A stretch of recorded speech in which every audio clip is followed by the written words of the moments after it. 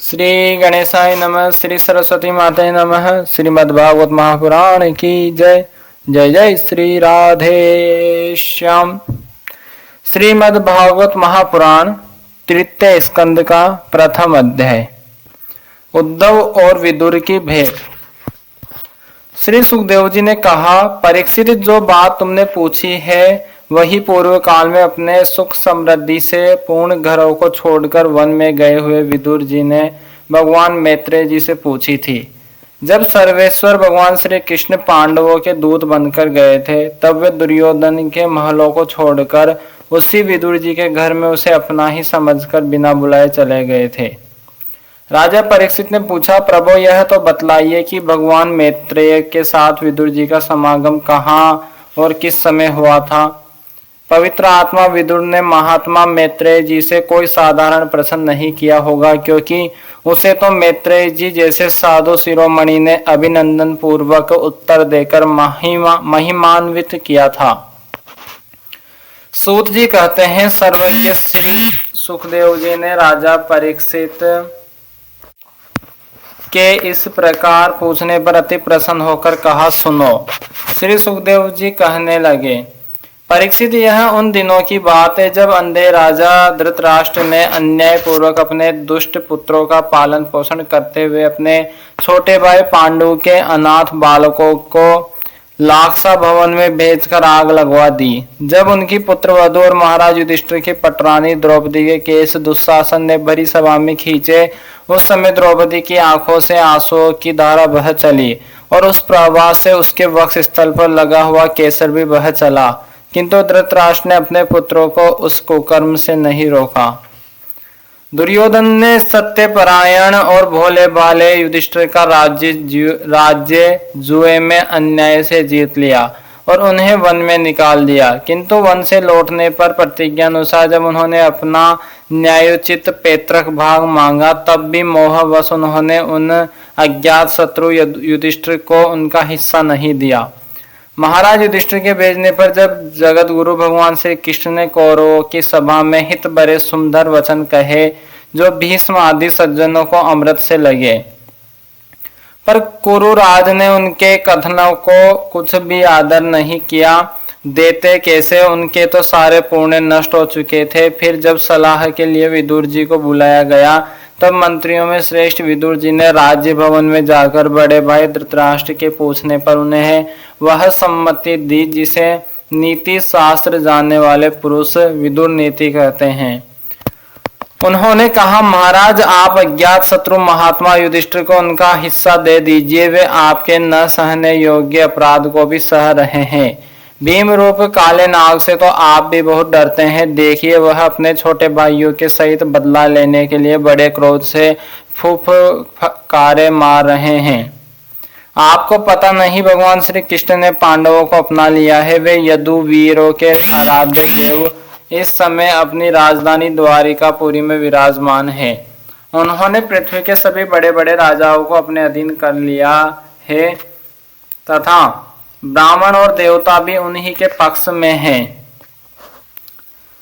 जिसे आप पुत्र मानकर पाल रहे हैं तथा जिसकी हाँ में हाँ मिलाते जा रहे हैं, उस दुर्योधन के रूप में तो मूर्तिमान दोष ही आपके घर में घुस बैठा है। यह तो साक्षात भगवान श्री कृष्ण से द्वेष करने वाला है। इसी के कारण आप भगवान श्री कृष्ण से विमुख होकर श्रीहीन हो रहे हैं। अतएव यदि आप अपने कुल की कुशल चाहते हैं तो इस दुष्ट को तुरंत ही त्याग दीजिए। विदुर जी का ऐसा सुंदर स्वभाव था कि साधु जन भी उसे प्राप्त करने की इच्छा करते थे, किंतु उनकी यह बात सुनते ही कर्ण, दुशासन और शकुनी के सहित दुर्योधन के होठ अत्यंत क्रोध से फड़कने लगे और उसने उनका तिरस्कार करते हुए कहा, अरे, इस कुटिल दासी पुत्र को यहाँ किसने बुलाया है? यह जिनके टुकड़े खा खा कर जीता है, उन्हीं के प्रतिकूल होकर शत्रु का काम बनाना चाहता है। इसके प्राण तो मत लो, परंतु इसे हमारे नगर से तुरंत बाहर निकाल दो। भाई के सामने ही कानों में बाण के समान लगने वाले इन अत्यंत कठोर वचनों से मर्माहत होकर भी विदुर जी ने कुछ बुरा न माना और भगवान की माया को प्रबल समझकर अपना धनुष राज द्वार पर रख वे हस्तिनापुर से चल दिए। कौरवों को विदुर जैसे महात्मा बड़े पुण्य से प्राप्त हुए थे। वे हस्तिनापुर से चलकर पुण्य करने की इच्छा से भूमंडल में तीर्थपाद भगवान के क्षेत्रों में विचरने लगे, जहाँ श्री हरि, ब्रह्मा, रुद्र, अनंत आदि अनेकों मूर्तियों के रूप में विराजमान है। जहाँ जहाँ भगवान की प्रतिमाओं से सुशोभित तीर्थ स्थान, नगर, पवित्र वन, पर्वत, निकुंज और निर्मल जल से भरे हुए नदी, सरोवर आदि थे, उन सभी स्थानों में वे अकेले ही विचरते रहे। वे अवधूत वेश में स्वच्छंदता पूर्वक पृथ्वी पर विचरते थे, जिससे आत्मीय जन उन्हें पहचान न सके। वे शरीर को सजाते न थे, पवित्र और साधारण भोजन करते, शुद्ध व्रति से जीवन निर्वाह करते, प्रत्येक तीर्थ में स्नान करते, जमीन पर सोते और भगवान को प्रसन्न करने वाले व्रतों का पालन करते रहते। इस प्रकार भारतवर्ष में ही विचरते विचरते जब तक वे प्रभास क्षेत्र में पहुंचे, तब तक भगवान श्री कृष्ण की सहायता से महाराज युधिष्ठिर पृथ्वी का एक छत्रखंड राज्य करने लगे थे। वहां उन्होंने अपने कौरव बंधुओं का विनाश सुनकर समाचार सुना, जो आपस की कलह के कारण परस्पर लड़ भिड़कर उसी प्रकार नष्ट हो गए थे, जैसे अपनी ही रगड़ से उत्पन्न हुई आग से बांसों का सारा जंगल जलकर खाक हो जाता है। यह सुनकर वे शोक करते हुए चुपचाप सरस्वती के तीर पर आए। वहां उन्होंने त्रित, उष्णा, मनु, प्रथु, अग्नि, असित, वायु, सुदास, गो, गुह और श्राद्ध देव के नामों से प्रसिद्ध 11 तीर्थों का सेवन किया। इनके सिवा पृथ्वी में ब्राह्मणों और देवताओं के स्थापित किए हुए जो भगवान विष्णु के और भी अनेकों मंदिर थे, जिनके शिखरों पर भगवान के प्रधान आयुध चक्र के चिन्ह थे और जिनके दर्शन मात्र से श्री कृष्ण का स्मरण हो आता था, उनका भी सेवन किया। वहां से चलकर वे धन धान्य पूर्ण सौराष्ट्र, सोवीर, मत्स्य और कुरुजांगल आदि देशों में होते हुए जब कुछ दिनों में यमुना तट पर पहुंचे, तब वहां उन्होंने परम भागवत उद्धव जी का दर्शन किया। वे भगवान श्री कृष्ण के प्रख्यात सेवक और अत्यंत शांत स्वभाव थे। वे पहले बृहस्पति जी के शिष्य रह चुके थे। विदुर जी ने उन्हें देखकर प्रेम से गाढ़ आलिंगन किया और उनसे अपने आराध्य भगवान श्री कृष्ण और उनके आश्रित अपने स्वजनों का कुशल समाचार पूछा। विदुर जी कहने लगे, उद्धव जी, पुराण पुरुष बलराम जी और श्री कृष्ण ने अपने ही नाभि कमल से उत्पन्न हुए ब्रह्मा जी की प्रार्थना से इस जगत में अवतार लिया है। वे पृथ्वी का भार उतारकर सबको आनंद देते हुए अब श्री वसुदेव जी के घर कुशल से रह रहे हैं ना। प्रियवर, हम कुरुवंशियों के परम सुहृद और पूज्य वसुदेव जी, जो पिता के समान उदारता पूर्वक अपनी कुंती आदि बहनों को उनके स्वामियों का संतोष कराते हुए उनकी सभी मनचाही वस्तुएं देते आए हैं, आनंद पूर्वक है ना। प्यारे उद्धव जी, यादवों के सेनापति वीर वर प्रद्युम्न जी तो प्रसन्न है ना, जो पूर्व जन्म में कामदेव थे तथा जिन्हें देवी रुक्मणी जी ने ब्राह्मणों की आराधना करके भगवान से प्राप्त किया था। सातवत, वृष्णि, भोज और दासारवंशी यादवों के अधिपति महाराजा उग्रसेन तो सुख से है न, जिन्होंने राज्य पाने की आशा का सर्वथा परित्याग कर दिया था, किंतु कमल नयन भगवान श्री कृष्ण ने जिन्हें फिर से राज सिंहासन पर बिठाया। सौम्य, अपने पिता श्री कृष्ण के समान समस्त रथियों में अग्रगण्य श्री कृष्ण तनय सांब सकुशल तो है न, ये पहले पार्वती जी के द्वारा गर्भ में धारण किए हुए स्वामी कार्तिक हैं। अनेकों व्रत करके जामवती ने इन्हें जन्म दिया था। जिन्होंने अर्जुन से रहस्य युक्त धनुर्विद्या की शिक्षा पाई है, वे सात्विकी तो कुशल पूर्वक है ना। वे भगवान श्री कृष्ण की सेवा से अनायास ही भगवजनों की उस महान स्थिति पर पहुंच गए हैं जो बड़े बड़े योगियों को भी दुर्लभ है। भगवान के शरणागत निर्मल भक्त बुद्धिमान अक्रूर जी भी प्रसन्न है न, जो श्री कृष्ण के चरण चिन्हों से अंकित वज्र के मार्ग की रज में प्रेम से अधीर होकर लौटने लगे थे। भोजवंशी देवकी की पुत्री देवकी जी अच्छी तरह है न, जो देव माता अदिति के समान ही साक्षात विष्णु भगवान की माता है। जैसे वेद त्रय यज्ञ विस्तार रूप अर्थ को अपने मंत्रों में धारण किए रहते हैं, उसी प्रकार उन्होंने भगवान श्री कृष्ण को अपने गर्भ में धारण किया था। आप भक्त जनों की कामनाएं पूर्ण करने वाले भगवान अनिरुद्ध जी सुखपूर्वक है न, जिन्हें शास्त्र वेदों के आदि कारण और अंतकरण चतुष्टय के चौथे वंश मन के अधिष्ठाता बतलाते हैं। सौम्य स्वभाव उद्धव जी अपने हदेश्वर भगवान श्री कृष्ण का अनन्य भाव से अनुसरण करने वाले, जो हदिक सत्य भामानंदन चारुदेशन और गद आदि अन्य भगवान के पुत्र है, वे सब भी कुशल पूर्वक है न। महाराजा युधिष्ठिर अपनी अर्जुन और श्री कृष्ण रूप दोनों भुजाओं की सहायता से धर्म मर्यादा का न्याय पूर्वक पालन करते हैं न। मैं दानव की बनाई हुई सभा में इनके राज्य वैभव और दबदबे को देखकर दुर्योधन को बड़ा डाह हुआ था।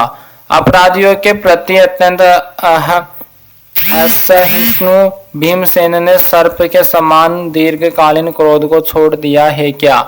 जब वे गदा युद्ध में तरह तरह के पैतरे बदलते थे, तब उनके पैरों की धमक से धरती डोलने लगती थी।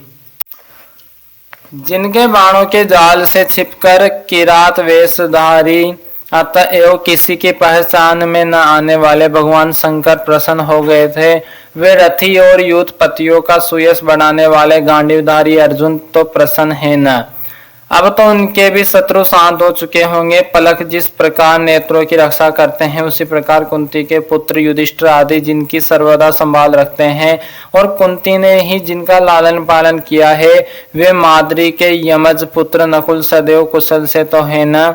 उन्होंने युद्ध में शत्रु से अपना राज्य उसी प्रकार छीन लिया जैसे दो गरुड़ इंद्र के मुख से अमृत निकाल लाए। आहो बेचारी कुंती तो राज ऋषि श्रेष्ठ पांडु के वियोग में मृत प्राय सी होकर भी इन बालकों के लिए ही प्राण धारण किए हुए हैं। रथियों में श्रेष्ठ महाराज पांडु ऐसे अनुपम वीर थे कि उन्होंने केवल एक धनुष लेकर ही अकेले चारों दिशाओं को जीत लिया था। सौम्य स्वभाव उद्धव जी, मुझे तो अधः पतन की ओर जाने वाले उन धृतराष्ट्र के लिए बार बार शोक होता है, जिन्होंने पांडवों के रूप में अपने परलोकवासी भाई पांडु से ही द्रोह किया था तथा अपने पुत्रों की हाँ में हाँ मिलाकर अपने हित चिंतक मुझको भी नगर से निकलवा दिया। किंतु भाई, मुझे इसका कुछ भी खेद अथवा आश्चर्य नहीं है। जगदिता भगवान श्री कृष्ण ही मनुष्यों की सी लीलाएं करके लोगों की मनोवृत्तियों को भ्रमित कर देते हैं। मैं तो उन्हीं की कृपा से उनकी महिमा को देखता हुआ दूसरों की दृष्टि से दूर रहकर सानंद विचर रहा हूँ। यद्यपि कौरवों ने उनके बहुत से अपराध किए, फिर भी भगवान ने उनकी इसलिए उपेक्षा कर दी थी कि वे उनके साथ उन दुष्ट राजाओं को भी मारकर अपने शरणागतों का दुख दूर करना चाहते थे, जो धन विद्या और जाति के मद से अंधे होकर कुमार्गगामी हो रहे थे और बार बार अपनी सेनाओं से पृथ्वी को कपा रहे थे। उद्धव जी, भगवान श्री कृष्ण जन्म और कर्म से रहित है, फिर भी दुष्टों का नाश करने के लिए और लोगों को अपनी ओर आकर्षित करने के लिए उनके दिव्य जन्म कर्म हुआ करते हैं। नहीं तो भगवान की तो बात ही क्या, दूसरे जो लोग गुणों से पार हो गए हैं, उनमें भी ऐसा कौन है जो इस कर्माधीन देह के बंधन में पड़ना चाहेगा। अतः मित्र, जिन्होंने अजन्मा होकर भी अपनी शरण में आए हुए समस्त लोकपाल और आज्ञाकारी भक्तों का प्रिय करने के लिए यदुकुल में जन्म लिया है, उन पवित्र कीर्ति श्री हरि की बातें सुनाओ। अथ द्वितीय अध्याय। उद्धव जी द्वारा भगवान की बाल लीलाओं का वर्णन। श्री सुखदेव जी कहते हैं, जब विदुर जी ने परम भक्त उद्धव से इस प्रकार उनके प्रियतम श्री कृष्ण से संबंध रखने वाली बातें पूछी, तब उन्हें अपने स्वामी का स्मरण हो आया और वे हृदय भर आने के कारण कुछ भी उत्तर न दे सके। जब ये 5 वर्ष के थे, तब बालकों की तरह खेल में ही श्री कृष्ण की मूर्ति बनाकर उसकी सेवा पूजा में ऐसे तन्मय हो जाते थे कि कलेवे के लिए माता के बुलाने पर भी उसे छोड़कर नहीं जाना चाहते थे। अब तो दीर्घ काल से उन्हीं के सेवा में रहते रहते ये बूढ़े हो चले थे, अतः विदुर जी के पूछने से उन्हें अपने प्यारे प्रभु के चरण कमलों का स्मरण हो आया। उनका चित्त विरह से व्याकुल हो गया, फिर वे कैसे उत्तर दे सकते थे। उद्धव जी श्री कृष्ण के चरणाविंद मकरंदा सुधा से सराबोर होकर 2 घड़ी तक कुछ भी नहीं बोल सके। तीव्र भक्ति योग से उसमें डूबकर वे आनंद मग्न हो गए। उनके सारे शरीर में रोमांच हो आया तथा मुदे हुए नेत्रों से प्रेम के आंसुओं की धारा बहने लगी। उद्धव जी को इस प्रकार प्रेम प्रवाह में डूबे हुए देखकर विदुर जी ने उन्हें कृतकृत्य माना। कुछ समय बाद जब उद्धव जी भगवान के प्रेम धाम से उतरकर पुनः धीरे धीरे संसार में आए, तब अपने नेत्रों को पहुंचकर भगवत लीलाओं का स्मरण हो आने से विस्मृति हो विदुर जी से इस प्रकार कहने लगे। उद्धव जी बोले, विदुर जी, श्री कृष्ण रूप सूर्य के छिप जाने से हमारे घरों को काल रूप अजगर ने खा डाला है। वे श्रीहीन हो गए हैं। अब मैं उनकी क्या कुशल सुनाऊं। ओ यह मनुष्य लोग बड़ा ही अभागा है। इसमें भी यादव तो नितांत भाग्यहीन है, जिन्होंने निरंतर श्री कृष्ण के साथ रहते हुए भी उन्हें नहीं पहचाना।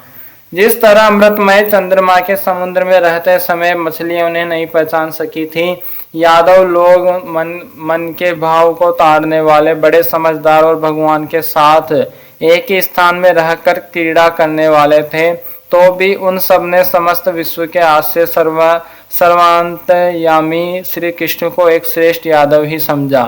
किंतु भगवान की माया से मोहित इन यादवों और इनसे व्यर्थ का वेर ठानने वाले शिशुपाल आदि के अवहेलना और निंदा सूचक वाक्य से भगवत प्राण महानुभावों की बुद्धि भ्रम में नहीं पड़ती थी।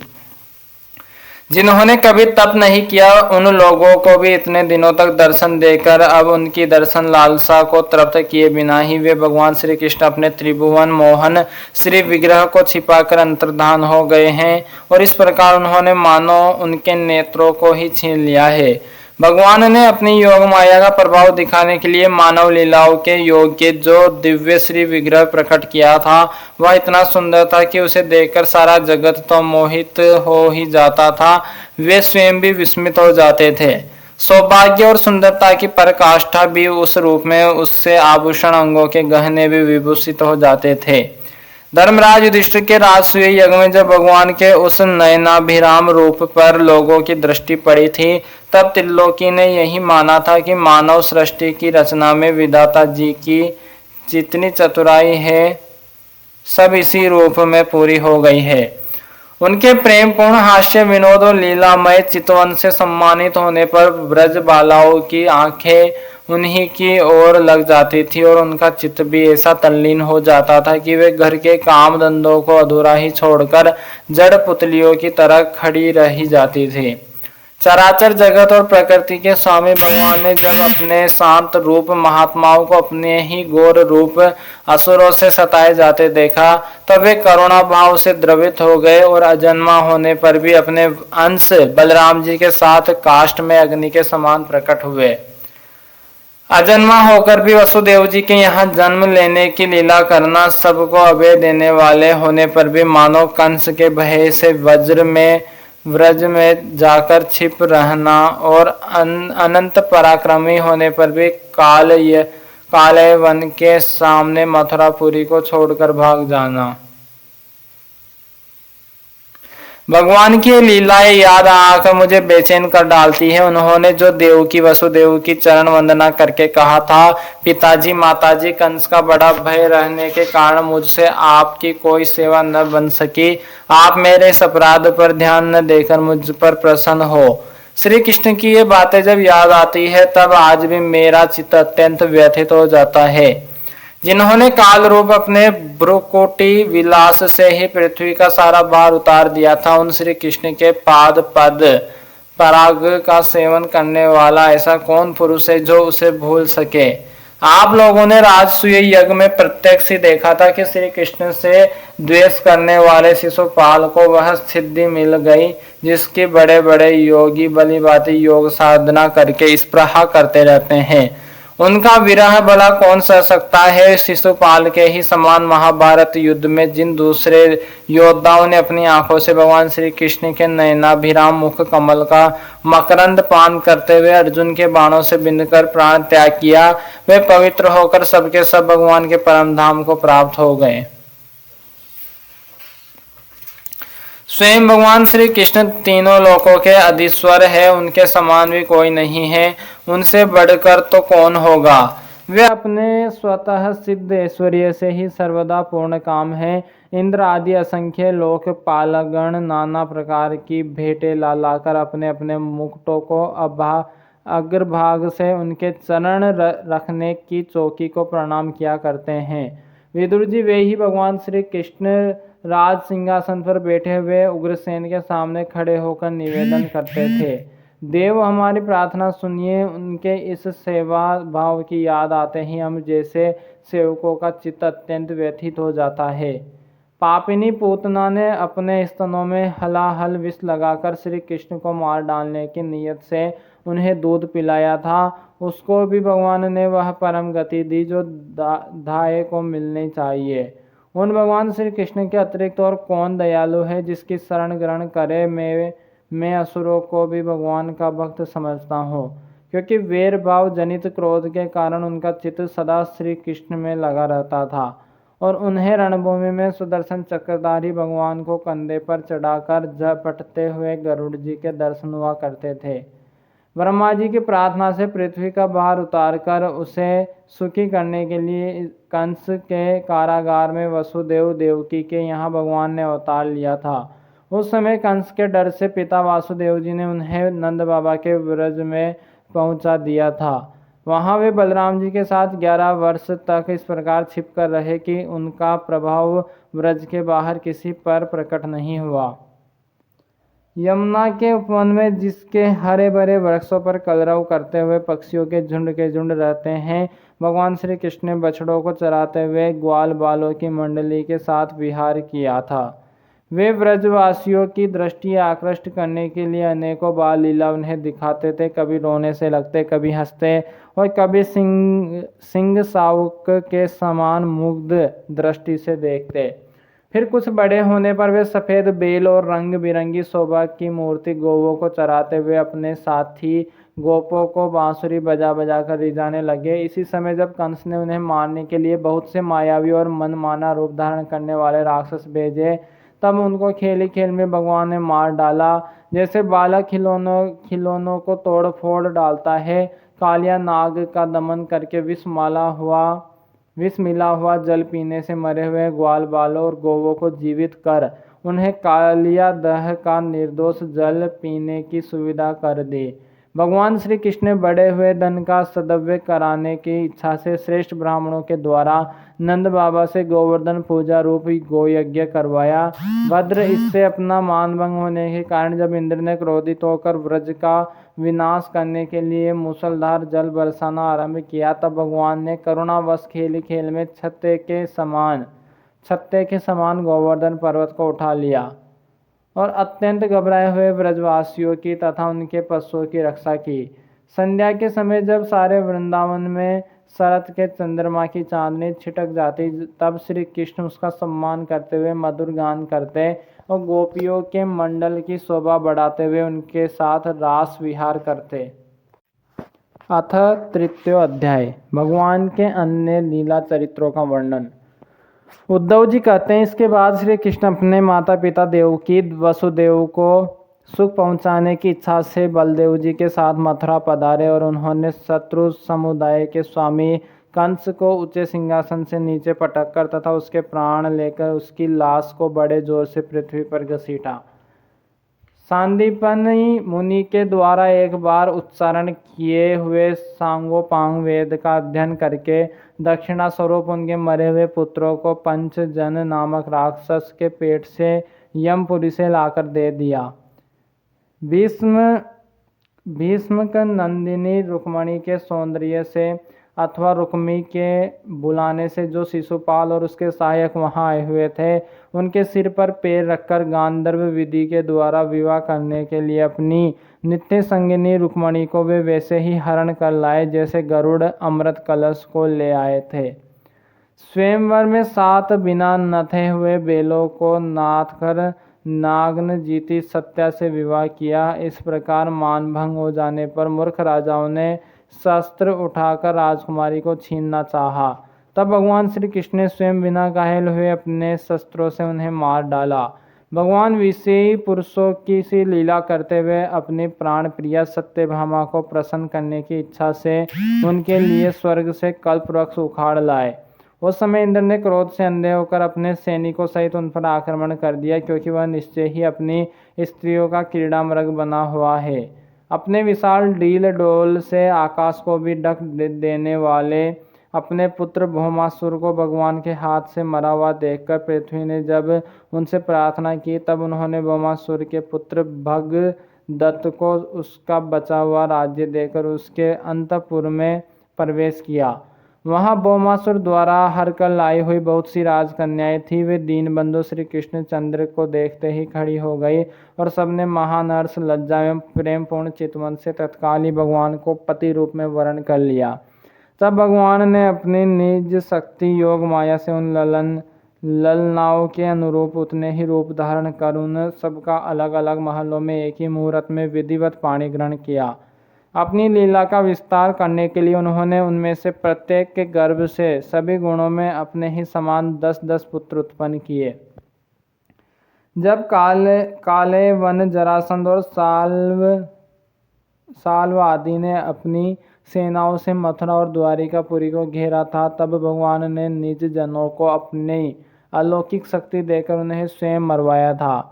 संबर, द्विविध, बाणासुर, मूर, बल्वल तथा दंतवक्त्र आदि अन्य योद्धाओं में से भी किसी को उन्होंने स्वयं मारा था, किसी को दूसरे से मरवाया। इसके बाद उन्होंने आपके भाई धृतराष्ट्र और पांडु के पुत्रों का पक्ष लेकर आए हुए राजाओं का भी संहार किया, जिनके सेना सहित कुरुक्षेत्र में पहुंचने पर पृथ्वी डगमगाने लगी थी। कर्ण, दुशासन और शकुनी की खोटी सलाह से जिसकी आयु और श्री दोनों नष्ट हो चुकी थी, तथा भीमसेन की गदा से जिसकी जांघ टूट चुकी थी, उस दुर्योधन को अपने साथियों के सहित पृथ्वी पर पड़ा देखकर भी उन्हें प्रसन्नता न हुई।